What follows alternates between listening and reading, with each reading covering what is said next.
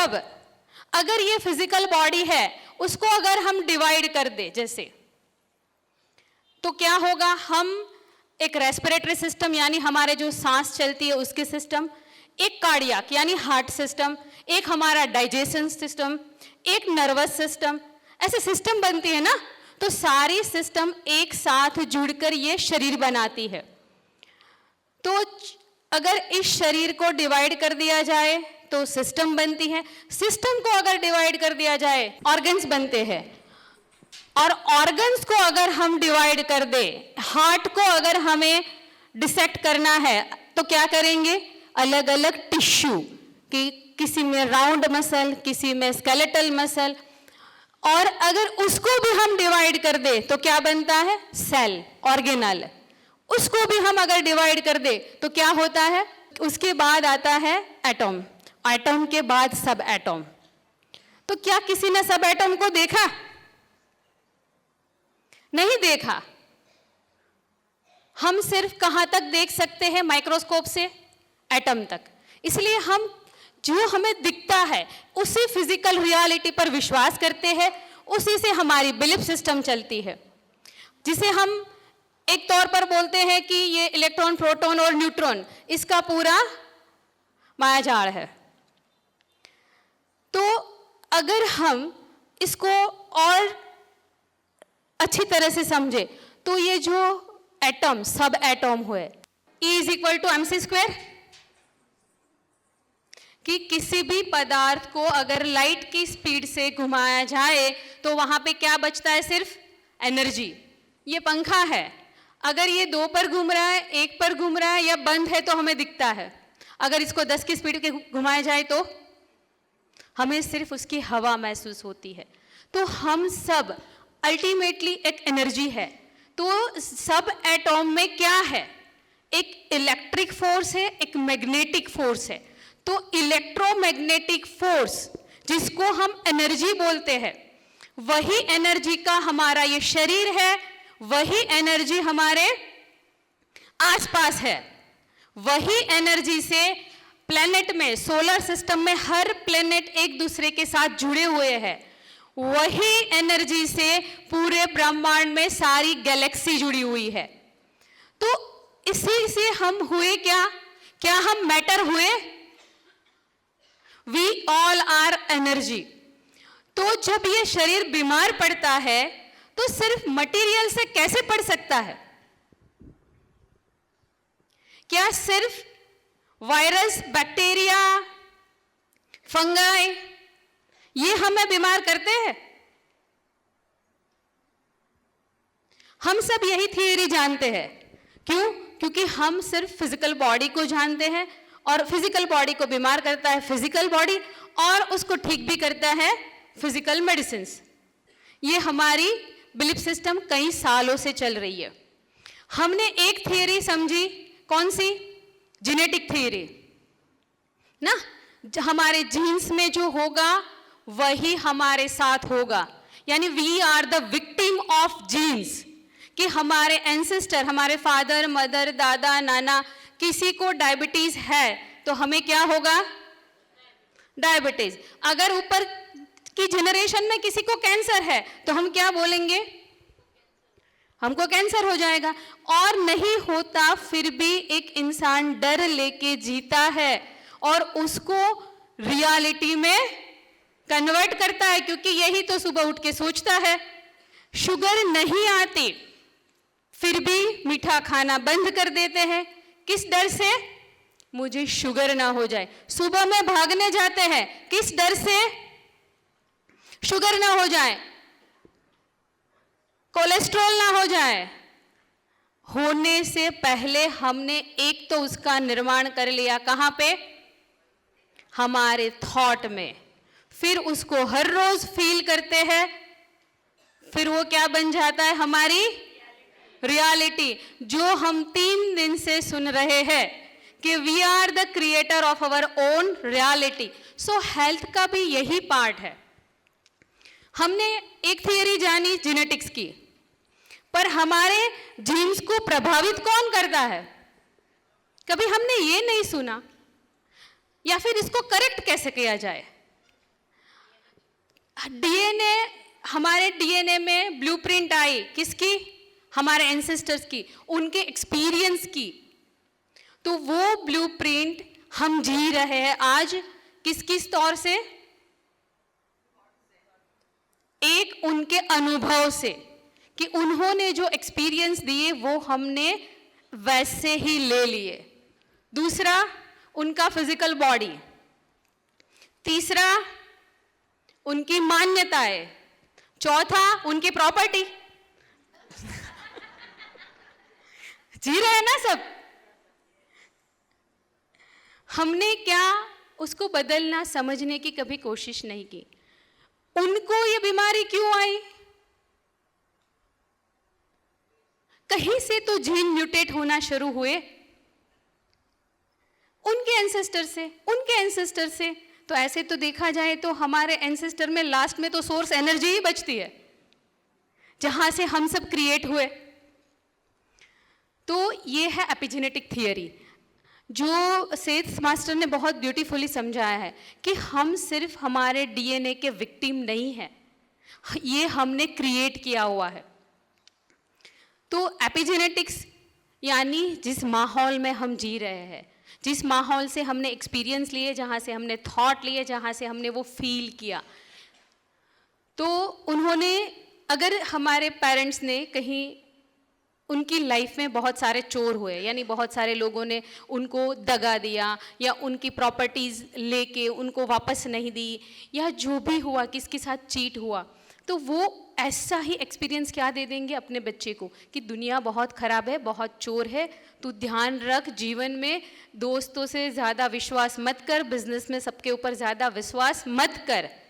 तो वो उसके साथ, उसके अंदर डाउट की और बिट्रेल की एनर्जी आ गई, तो उसको अभी कैसे लोग मिलना शुरू हो जाएंगे? वही, क्योंकि उसकी थॉट पैटर्न वही काम कर रही है ना। सेथ मास्टर ने एक बहुत ब्यूटीफुल सेंटेंस बोला है, जैसे इस एपिजेनेटिक को हम खत्म कर दें कि एपिजेनेटिक्स चाइल्डहुड ट्रॉमा, बचपन में किसी के साथ कुछ खराब हुआ। एक मैंने जो चीटिंग का एग्जाम्पल दिया, वो किसी की लाइफ में बहुत ज़्यादा स्ट्रेस है, पॉवर्टी है, किसी के साथ कुछ गलत हो रहा है, इनजस्टिस हो रहा है, वो सारी फीलिंग हम लेते हैं, उसको अनुभव करते हैं डीपली, और उसको हम रियलिटी में लाते हैं, और वही हमारी बीमारियों का कारण बनती है। क्योंकि आप एक बात समझो कि जब एक स्पर्म था, एक ओवम था, दोनों एक ही सेल थे, फिर उसमें से एक पूरा एक जीवन का निर्माण होता है, एक शरीर का। क्या हम उसमें कुछ भी करते हैं? बोलिए, यहां बहुत सारी माताएं बैठी, क्या हमने उसमें कुछ किया? वो अपने आप हुआ? तो हमारे हर एक सेल में एक इंटेलिजेंस है, नेचर का इंटेलिजेंस, जो हमें बाय बॉर्न हम ये बॉडी बना के आए हैं। हर एक सोल अपना फिजिकल बॉडी खुद ही निर्माण करती है। तो हर एक सेल की एक इंटेलिजेंस ही है। एक स्पर्म, कौन से ओवम को, मिलियंस ऑफ स्पर्म में से एक ही स्पर्म, इतने ओवम में से एक ही ओवम, कौन सिलेक्ट करता है, कौन बोलता है मिलियंस में से कौन सा स्पर्म वहां पर पहुंचेगा और वहां पे एक जीवन निर्माण होगा? ये एक ऑटोमेटिक, नेचुरल, हार्मोनियस प्रोसेस है। जब तक ये चलती है, जब तक हम सही कॉन्शियसनेस में है, हमारे विचार सही है, हम लव, जॉय, क्रिएटिविटी में है, तब तक ये कंप्लीट चलता रहेगा। न कोई एज बाउंडेशन है और ना हो कोई सेक्स बाउंडेशन है, सबके साथ एक ही चीज होना है। बट ये बिगड़ता कब है? ये बिगड़ता है जब हमारे थॉट बिगड़ते हैं, क्योंकि consciousness, mind and body all are same, क्योंकि ये सब एक ही एनर्जी का अलग अलग क्रिएशन है, जिसको हमने अलग अलग नाम दे दिए हैं। तो ये सेल की जो इंटेलिजेंसी थी, हमें कहीं कट लग गया तो अपने आप ठीक हो जाता है कि नहीं? तो बॉडी में कांस्टेंट एक मियोसिस और माइटोसिस, ये प्रोसेस कांस्टेंट चलता रहता है, पर इसको डिस्टर्ब कौन करता है? हमारे थॉट्स। जैसे हमारे थॉट्स वैसा हमारा जीवन, क्योंकि हमारे थॉट जो है वो एक तरंग है, इलेक्ट्रोडायनामिक्स है, वो फ्रीक्वेंसी है, वो थॉट्स है। तो जैसे थॉट्स वैसा जीवन, तो जैसे थॉट्स वैसी हेल्थ। तो ये जब प्रोसेस जो है वो जब डिस्टर्ब होता है, ये बायोलॉजिकल प्रोसेस, तब जाके हम बीमार होते हैं। क्योंकि हम, क्या सेंटेंस में लिखा है, you can not achieve spirituality by ignoring your uniqueness. आपके जो ये फिजिकल बॉडी है, ये जो यूनिकनेस है, उसको अगर आप इग्नोर करेंगे तो आप स्पिरिचुअलिटी को कभी एंजॉय नहीं कर पाएंगे। नेक्स्ट,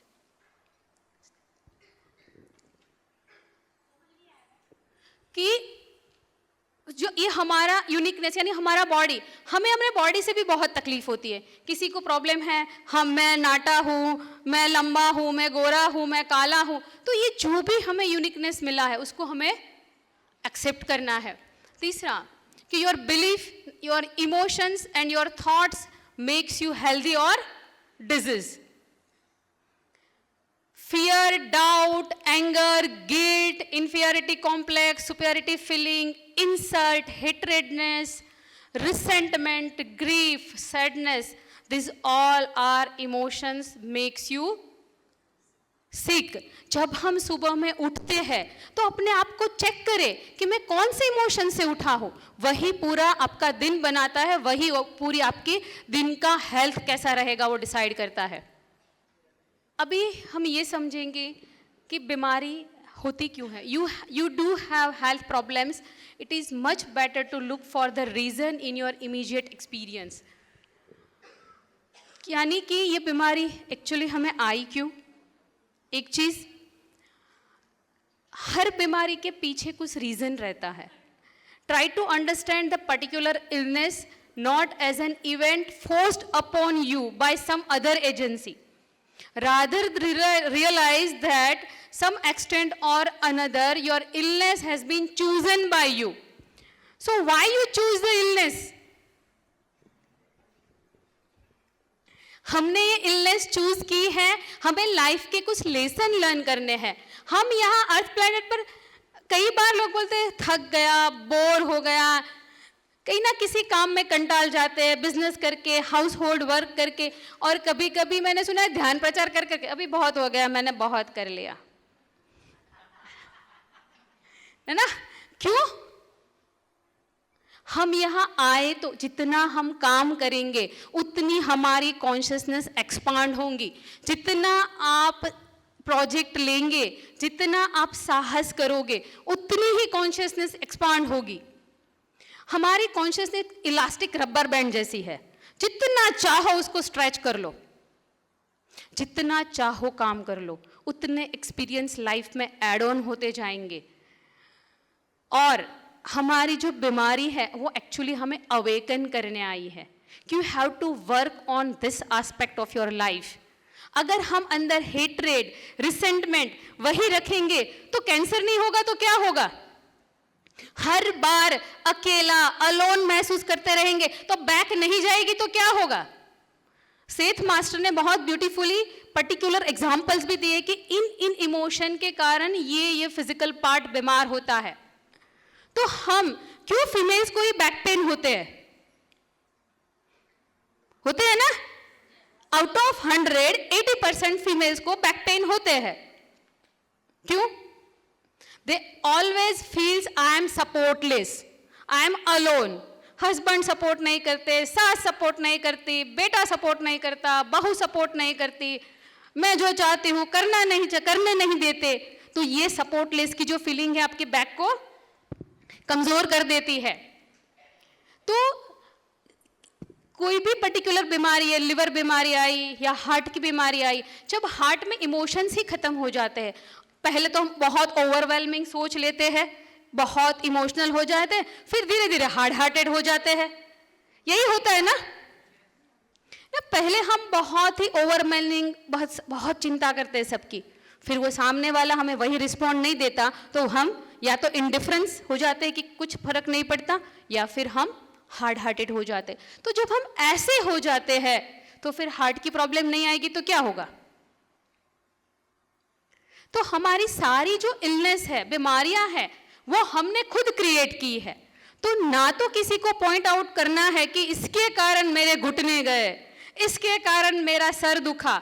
हमें अपने आप के अंदर जाके देखना है कि मेरे अंदर क्या चल रहा है। हर रोज रात को सोने के टाइम, सुबह उठने का टाइम अपनी फीलिंग को चेक करिए, अपने थॉट्स को चेक करिए कि मेरे अंदर क्या चल रहा है। If you realize that your belief forms your experience, then you have better chance to change them. Next. Next yoga. ये जो फिगर है, ये पूरे ब्रह्मांड की फिगर है। जो भी अर्थ एलिमेंट्स है, ये फिजिकल बॉडी, सोलर सिस्टम और पूरे यूनिवर्स में जितने भी एलिमेंट्स हैं, हमने पीरियोडिक टेबल बहुत सारे लोगों ने पढ़ा होगा, है ना? पीरियोडिक टेबल्स में जितने भी एलिमेंट्स हैं वो कहाँ से आए? एक स्टार बना, स्टार सुपरनोवा हुआ, उसका विघटन हुआ, उसके बाद जो भी एलिमेंट्स बने वो सब एक साथ इलेक्ट्रोमैग्नेटिक फोर्स से इकट्ठे हुए और उससे ये सब कुछ बना। ठीक है? तो ये फिजिकल बॉडी में भी जितनी मेटल्स है, जितने भी मिनरल्स है, जो कुछ भी है, गैसेस है, सब कुछ इसी ब्रह्मांड का एक पार्ट है। इसीलिए हमें पूनम अमावस्या के दिन ध्यान करने को बोलते हैं, क्योंकि वहाँ चेंजेस आते हैं तो यहाँ भी चेंजेस आते हैं। जैसे धरती में पानी बहता है, उसी तरह हमारे अंदर क्या बहता है? खून बहता है। ठीक है? अगर हम ऐसे समझे कि ये जो मेटल्स है, इसलिए हमें क्यों पत्री सर ने अहिंसा बोला कि वी शुड बी वेजिटेरियन? क्योंकि हर एक जीव इस अर्थ प्लैनेट पर, ये प्लांट है, जो प्राणी है, एनिमल्स है, छोटे छोटे बग्स भी है, तो वो भी कहीं ना कहीं हमारे साथ, हमारे इवोल्यूशन का एक पार्ट है। तो हमें उसके साथ इवॉल्व होना है। जब हम हमारे ही इवोल्यूशन को ख़त्म करेंगे तो हम हेल्दी कैसे रहेंगे? सिद्ध मास्टर ने बहुत ब्यूटीफुली बोला है कि अगर आप अपने साथ, अपने बेनिफिट के लिए जो क्रिएशन को पैदा करके लाए हैं उनको ही नुकसान पहुंचाएंगे तो आपकी कॉन्शियसनेस जो है वो एक्सपांड होना बंद कर हो जाएगी। और जैसे कॉन्शियसनेस एक्सपांड होना बंद होगी, आपके वाइब्रेशन, आपकी फ्रीक्वेंसी लो होती जाएगी। जितने लो फ्रीक्वेंसी, जितने लो वाइब्रेशन, उतने आप मैटर ज़्यादा, जितने मैटर ज़्यादा उतने डेंस हो जाएंगे, और जितने डेंस होंगे उतनी बीमारियां ज़्यादा आएगी। क्योंकि life is a flow, life is not static phenomena. इसीलिए लाइफ में चैलेंजेस आते रहते हैं, कभी खुशी कभी गम। एक्चुअली ये चैलेंजेस हमें हमारी कॉन्शियसनेस को एक्सपांड करने के लिए आते हैं। अगर आप पीछे मुड़ के देखेंगे तो जीवन के बहुत सारे एक्सपीरियंस है जहाँ आपने बहुत पीड़ा ली है, पर आज आपको पता चलेगा कि वो पीड़ा मेरे लिए अच्छी थी। लगता है ना? क्यों? आपने वहाँ बहुत कुछ सीखा। तो बीमारी भी आपको सिखाने ही आई है, वो आपको मारने नहीं आई है। पर हम डर और पैनिसिटी में इतने चले जाते हैं कि हमारी कॉन्शियसनेस को भूल जाते हैं कि हम एक विराट कॉन्शियसनेस से आए हैं और हमारे अंदर वो सारे गुण हैं, वो डीएनए है जो सोर्स एनर्जी का है। क्योंकि हमारे एंसेस्टर, अगर सबसे पहले एंसेस्टर कौन है? बोलिए। वही कॉन्शियसनेस जो ब्रह्मांड में हर जगह व्याप्त है, जो अभी भी एक्सपांड हो रही है। वही कॉन्शियसनेस जो राम में, जो कृष्ण में, जो बुद्धा में थी, वही हमारे अंदर है। क्योंकि अगर वो पहले पैदा हुए तो वो भी हमारे एंसेस्टर तो थे कहीं ना कहीं, तो हम वो भी डीएनए लेके आए हैं। पर हमारे limited mind, limited belief, limited thinking pattern ने हमें बहुत कम कर दिया, लिमिटेड कर दिया। पूरे सौरमंडल में जो भी एनर्जी है वही एनर्जी हमारे अंदर है। इसीलिए हम बोलते हैं हम पंच तत्वों से बने हैं। सब कुछ पंच तत्वों का ही तो बना हुआ है।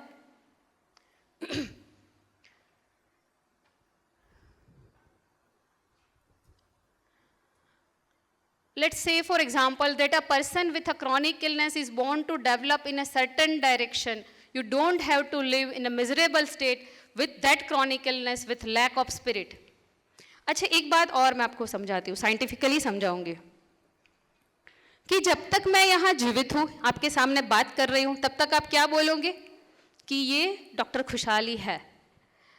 अगर इसी क्षण सपोज मेरी डेथ हो जाती है, यानी मेरी फिजिकल बॉडी से मेरी सोल चल जाती है, तो आप क्या बोलोगे? बॉडी है। तो आप किसको नाम दे रहे हो? वो कॉन्शियसनेस को नाम दे रहे हो। आप वो कॉन्शियसनेस को जानते हो जो हमारे अंदर बह रही है। अदरवाइज तो आप बोल दोगे इनका बॉडी पड़ा हुआ है। तो वही कॉन्शियसनेस, वही वाइटल एनर्जी, वही वाइटल फोर्स, वही चेतना, वही आत्मा, जो भी आपको अच्छे नाम लगे, चेतना के, एनर्जी के, वो लगा लीजिए, वो सब हम हैं। वही हमारी रियलिटी है। ठीक है, वो रियलिटी को हमेशा याद रखना है। फैक्टर्स, कौन से फैक्टर्स हेल्थ को अफेक्ट करते हैं? ये जो मैंने ना वो 500 पेजेस का बुक है सेथ मास्टर का, हेल्थ का, वो पढ़ के कुछ स्लाइड बनाई है। तो factors affect the health, lack of spiritual knowledge and mental laziness in humans leads to fatal chronic disease. इसको कैसे समझे?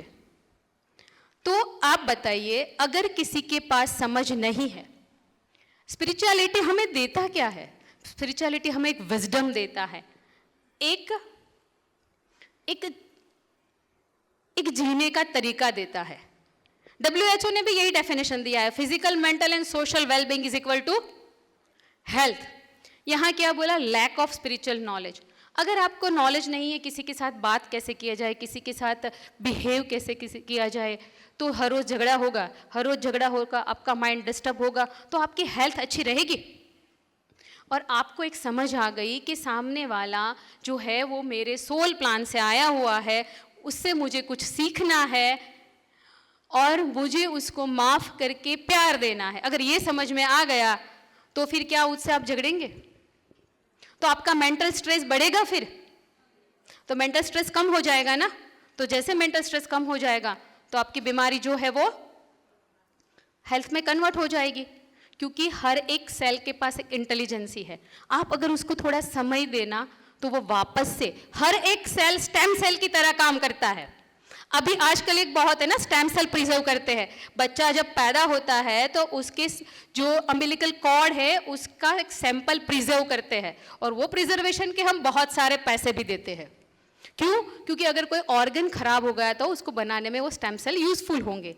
तो आप एक बात बताओ, जिस साइकोलॉजी से, जिस बिलीफ से, जिस इमोशनल नेगेटिविटी से आज ये ऑर्गन खराब हुआ है, तो आप दूसरा भी डाल दोगे तो क्या वही फीलिंग रहेगी? तो वो सही रहेगा?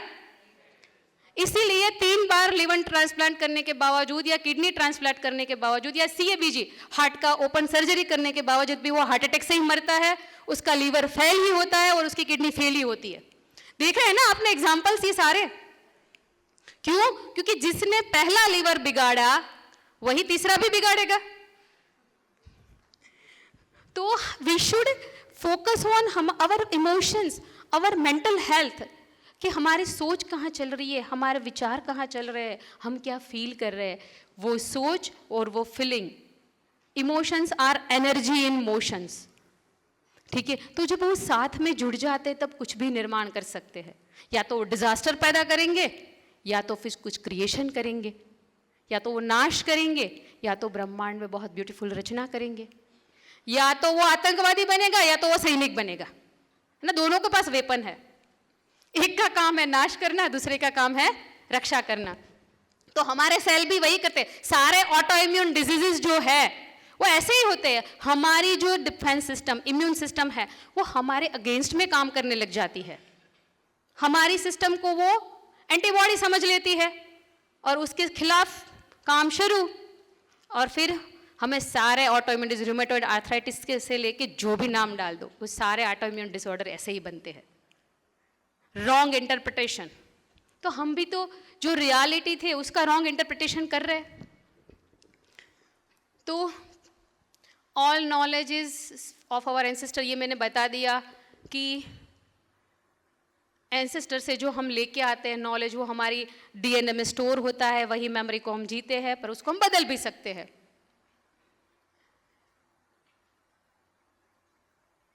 हर एक सेल के पास एक इंटेलिजेंस है, और सेल अगर आप अपने ऑर्गन से बात करें ना, तो वो आपको बताएगा कि एग्जैक्टली उसको प्रॉब्लम क्या है। आप जिसको एसिडिटी का प्रॉब्लम है, बैठ के अपने स्टमक के साथ बात करें, क्योंकि वो भी आपको इंट्यूटिवली बताएगा कि मुझे ये प्रॉब्लम है। ये सारे सेंटेंस जो है सेथ मास्टर ने लिखे हुए हैं, ठीक है। The cells of your body reacts to every thought wave, feeling, emotions that comes out of your mind. Dynamic evolution takes place in an exchange manner between the human genetic structure and genetic structure of all other species on earth. If you support the evolution of species, the species supports evolution of human consciousness. Next. तो हम अगर हर एक जीव को support करेंगे तो वो सारे जीव हमें हमारी कॉन्शियसनेस को एक्सपांड करने में सपोर्ट करेंगे। क्योंकि हमने आगे क्या समझा अगले दिनों में ना, कि अगर हर एक सोल इवॉल्यूट हो रही है, क्या जो बुद्धा जी भी है तो वो भी कहीं इवॉल्यूट हायर प्लेन में हो ही रहे हैं, तो हम भी एक्सपांड हो रहे हैं और आगे हमें एक्सपांड ही होना है।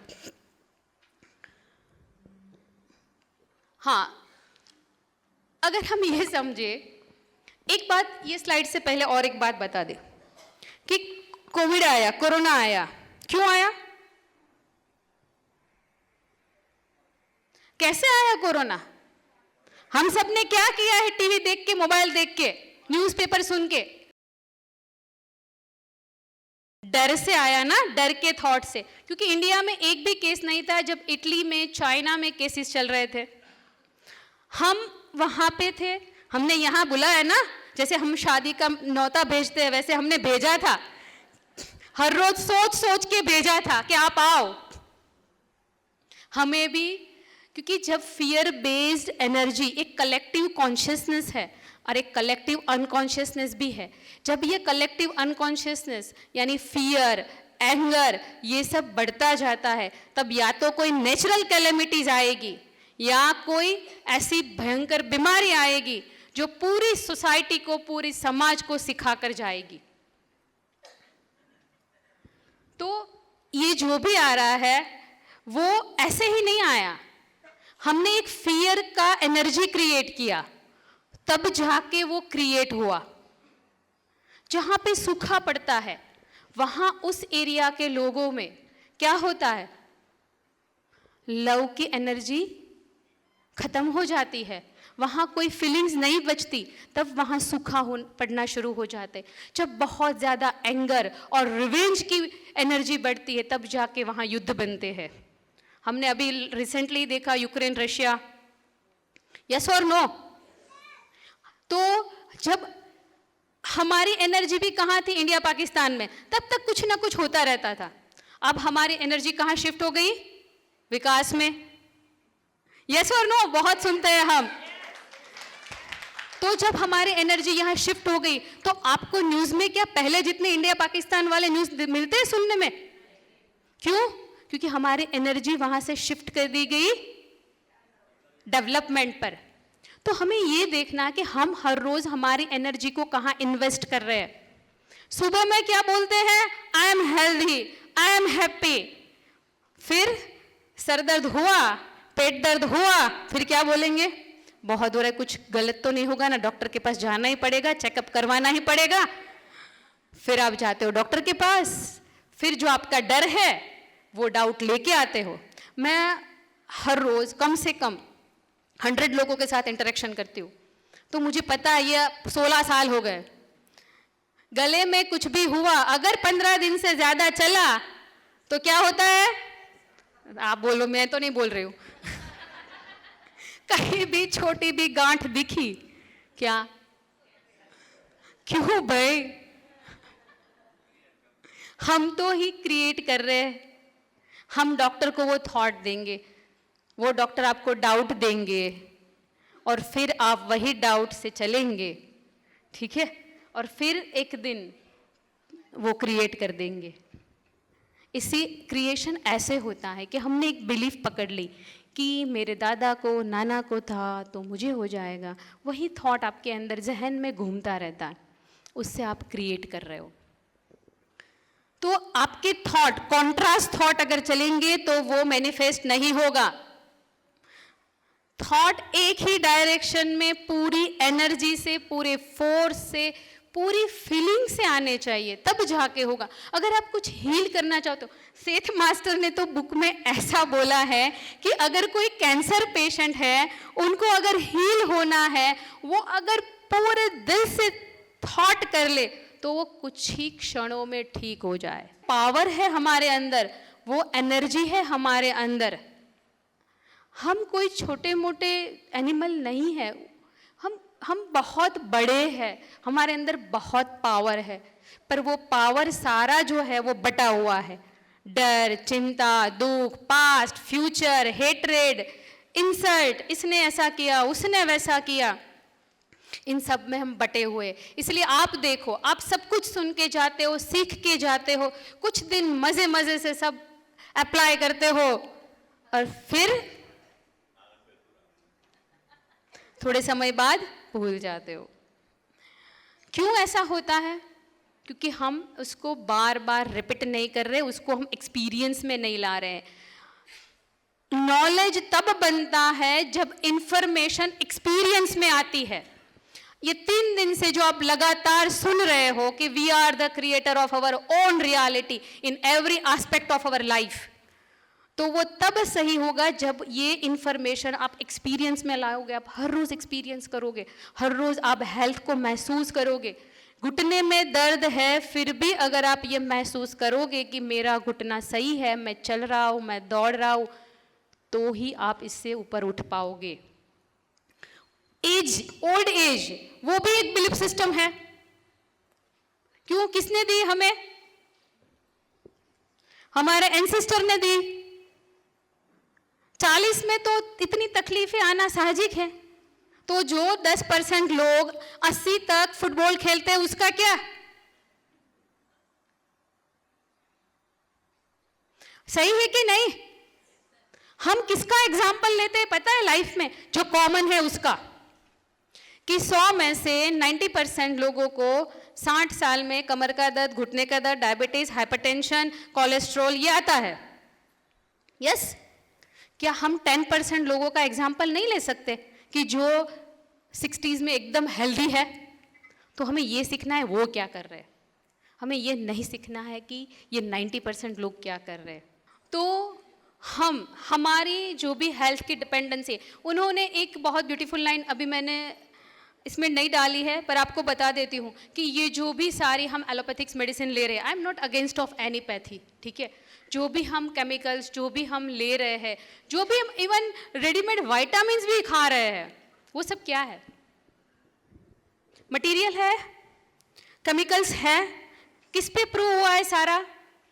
एनिमल्स पे। तो वो जो सारी मेडिसिन एनिमल्स पे प्रूव हुई है, वो उसके लिए टॉक्सिक है, तो क्या हमारे लिए कैसे बेनिफिशियल हो सकती है? बताइए। हमें सिर्फ वो एक भ्रम देती है कि यू आर ओके। आप बताओ, जिस दिन पहली बार डायबिटीज डिटेक्ट हुआ तब कितनी गोली खाते थे? 1। 10 साल के बाद कितनी खा रहे हो? बताओ। 2 डायबिटीज की, 1 कोलेस्ट्रॉल की, 1 ब्लड प्रेशर की, 1 एसिडिटी की, 1 विटामिन्स की और 1 नींद की। सही है कि गलत है? तो अगर ये गोलियां आपका डायबिटीज ठीक कर सकती थी, तो 10 साल में 5 गोली बढ़ी क्यों? कम हो जानी चाहिए ना? हम कभी पहली बार जो डायबिटीज आया, उसके पीछे हमारी थॉट पैटर्न क्या थी, हमारी मान्यताएं क्या थी, उसको हम कभी समझ नहीं रहे हैं। तो क्या रहेगा ना, ये जो एलोपैथिक सेठ मास्टर ने तो बहुत ही स्ट्रांगली क्रिटिसाइज किया है इन मेडिसिन को कि आप न ले, क्योंकि वो आपके अंदर के केमिकल बैलेंस को भी बिगाड़ेगी। कि we are not matter, we are energy. तो एनर्जेटिकली हील कैसे हो सकते हैं, सवाल ये है ना अभी। तो एक, अपने थॉट्स हर रोज अपने विचारों की तरंगों को देखिए। दूसरा, फीलिंग में लाइए उसको। तीसरा, ब्रीदिंग, जो आप एक मेडिटेशन, माइंडफुलनेस, हर एक बुक में आप स्पिरिचुअलिज्म की कोई भी बुक उठा लीजिए, इंग्लिश हो, हिंदी हो, चाइनीज हो, जापानीज हो, कोई भी उठा लीजिए, हर जगह माइंडफुल ब्रीदिंग यानी आना पाना सती ध्यान। जिनको जो शब्दों में समझ में आया उन्होंने वो बोला। इंडिया में है इसलिए हम आना पाना सती ध्यान बोल रहे हैं, अगर आप फॉरेन में जाओगे बोलोगे माइंडफुल ब्रीदिंग। सबने यही बोला है। तो एक मेडिटेशन, दूसरा ब्रीदिंग एक्सरसाइज जो प्राणायाम जिसको बोलते हैं, तीसरा मूवमेंट जहाँ पे हम डांस करते हैं, वो डांस हमारी स्टक एनर्जी को क्या करते हैं, मोशन में लाते, इसलिए गरबा खेलते समय घुटने नहीं दुखते। इसलिए हम जहाँ ट्रैकिंग में जाते हैं तब हमारे पैर नहीं दुखते, ठीक है, क्योंकि वहाँ हम मोशन में है। घर में हम स्टैटिक है, वही इमोशन, वही फीलिंग, वही दुख भरी हमारी कहानी से। तो मोशन में आइए, डांस करिए, थोड़ा हिलिए डुलिए, एक्सरसाइज करें, ब्रीदिंग यानी प्राणायाम करें, उससे भी हमारे सारे स्टक एनर्जीज रिलीज होती है। हम क्या करते हैं ना, एक ये भी करते हैं, लग गए ना खाने के पीछे तो पूरी नेचुरोपैथी, नेचुरोथेरेपी जो है उसकी जड़ तक जाते हैं, फिर बाकी के सारे एस्पेक्ट साइड में। सिर्फ मेडिटेशन करने लग गए, फिर सारा ज्ञान, सारा डाइट, एक्सरसाइज सब साइड में। करते हैं कि नहीं? ऐसा नहीं करना है, सबको साथ लेके चलना है। डाइट इम्पॉर्टेंट है, डांस इम्पॉर्टेंट है, हंसना इम्पॉर्टेंट है, दोस्तों के साथ, घर वालों के साथ बातें शेयर करके एंजॉय करना इम्पॉर्टेंट है। ये सब कुछ ज़रूरी है। लव, जॉय, क्रिएशन ज़रूरी है। अगर हम ये सब करेंगे तो हम हेल्दी लाइफ जी पाएंगे। क्योंकि आज यहाँ आप इकट्ठे हुए हो एक नॉलेज के लिए।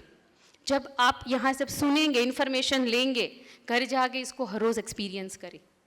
अगर आपको मेरा एक्सपीरियंस सुनाओ तो मेरे पेशेंट के तो बहुत सारे एक्सपीरियंस हैं। मेरे दोनों घुटने दुख रहे थे, ठीक है, आज मैं 44 की हूँ, पर 34 में दोनों घुटनों में पानी भरा था, माइग्रेन था, एलर्जी थी, एसिडिटी थी, कुछ बहुत कुछ था।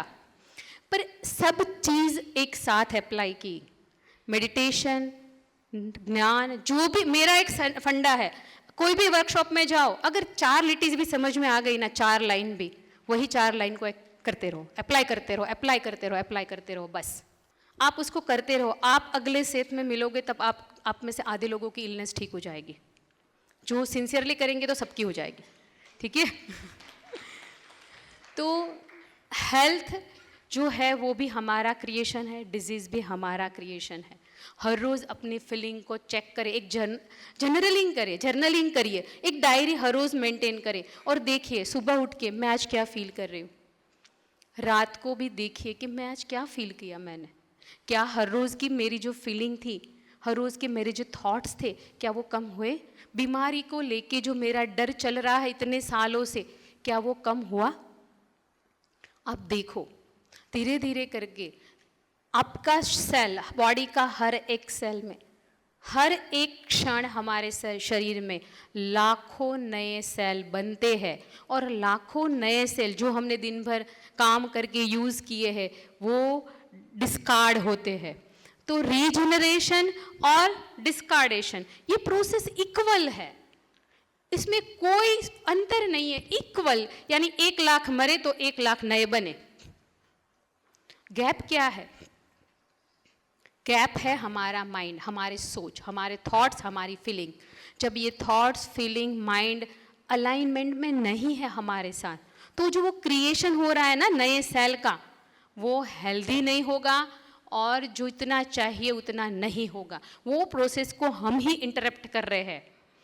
और जब आपके थॉट्स, आपका मन, शरीर और चेतना तीनों एक साथ अलाइनमेंट में आ जाएगी, यानी शरीर के लिए अच्छा खाना, एक्सरसाइज, ब्रीदिंग, योगा, मन के लिए अच्छा ज्ञान, अच्छे विचार, अच्छी भावनाएं, ये दोनों मिलेंगे तब जो कॉन्शियसनेस है हमारी एक्सपांड होगी और वो अपना पर्पस, जो हमारा अर्थ प्लैनेट का पर्पस है, उसको हासिल कर पाएंगी। तो सब हेल्दी हो सकते हैं, आप ही आपकी हेल्थ के क्रिएटर हो। और एक सेंटेंस सेठ मास्टर ने बहुत ब्यूटीफुली लिखा है कि कहाँ डिज़ास्टर हुआ या कहीं पे भूकंप आया, कहीं पे सुनामी आई, कहीं पे बहुत सारी बीमारियां फैली, अगर आप उसके डर में नहीं हो तो या तो आप वहाँ से चले जाओगे या आपको कुछ होगा ही नहीं। तो डरने का तो सवाल ही नहीं है। बोलिए, हमने कोविड में 2.5-3 महीने बहुत काम किया without mask, without anything, because हम समझ चुके थे कि ये वायरस कुछ नहीं कर सकते। क्योंकि वायरस हमें अफेक्ट कब करते हैं ये बताइए। चलिए, जब हम वायरस के लेवल पे वाइब्रेट होते हैं, तब जब हमारी चेतना इतनी कम हो जाती है, इतनी गिर जाती है, ये डर, एंगर, गिल्ट, फ्रस्ट्रेशन सबके कारण, तब हम वायरस, बैक्टीरिया के लेवल पे वाइब्रेट होना शुरू हो जाते हैं, तब जाके वो हमें अफेक्ट करते हैं। फिजिकली तो नहीं बनते, पर कॉन्शियसनेसली क्या होता है, यही होता है। अदरवाइज कुछ अच्छे वायरस, बैक्टीरिया भी है जो हमारी हेल्थ के लिए चाहिए। अगर लैक्टोबैसिलस हमारी गट में नहीं है तो हमारा डाइजेशन नहीं होना है। तो अगर एक बैक्टीरिया हमारे लिए अच्छा है तो दूसरा हमारे लिए जानलेवा कैसे हो सकता है? किसने डिफाइन किया ये बैक्टीरिया अच्छा है और ये बैक्टीरिया बुरा है? बताइए। और एक बात और, एक साथ सबको क्यों नहीं होता? एक हमारा सबको डेंगू हुआ, एक सोसाइटी में 10 लोगों को डेंगू हुआ, 5 को क्यों नहीं हुआ? क्या उसको मच्छर ने नहीं काटा? एक घर में 6 लोग हैं, उसमें से 4 को डेंगू हुआ, 2 को नहीं हुआ, क्या वो 2 के लिए दूसरे मच्छर आए? नहीं। जब इसकी कॉन्शियसनेस गिरी, जब ये डिवेल्यूशन में गया, गुस्से में गया, इसकी इम्यून सिस्टम डिस्टर्ब हुई, किस कारण? हमारे इमोशंस के कारण, तब जाके उसको इन्फेक्शन लगेगा। अदरवाइज ये दोनों को काटा, पर इसकी चेतना अगर सही है तो इसको कुछ नहीं होना। तो हमेशा अपनी चेतना को चेक करिए, अपनी फीलिंग्स को चेक करिए। आप हमेशा हेल्दी रह सकते हैं जब तक आप चाहो। एक सेंटेंस सेठ मास्टर ने लिखा है कि आप जब तक चाहो तब तक आपको कोई मार भी नहीं सकता। तो हेल्दी रहना है तो अपने इमोशंस को देखिए, अपने भावों को देखिए और उसको लाइए समझ से। प्रेम, करुणा, आनंद, जॉय, ये सब में लाइए। हर रोज़ देखिए मेरे अंदर कितना जॉय बढ़ा है, मेरे अंदर कितना अभी लव बढ़ा है, क्योंकि उस सब की फ्रीक्वेंसी बहुत हाई है। जितनी हमारी फ्रीक्वेंसी हाई होती जाएगी, हम मैटर से एनर्जी में तब्दील होते जाएंगे, और जितने हम मैटर से एनर्जी में तब्दील हो जाएंगे ना, उतना मैनिफेस्टेशन फास्ट हो जाएगा। पहले बहुत जोर लगाना पड़ता है, फिर धीरे धीरे एक थॉट, पूरा फोकस से किया हुआ एक थॉट काफ़ी है हमारे लिए। PMC हिंदी बदले जीवन।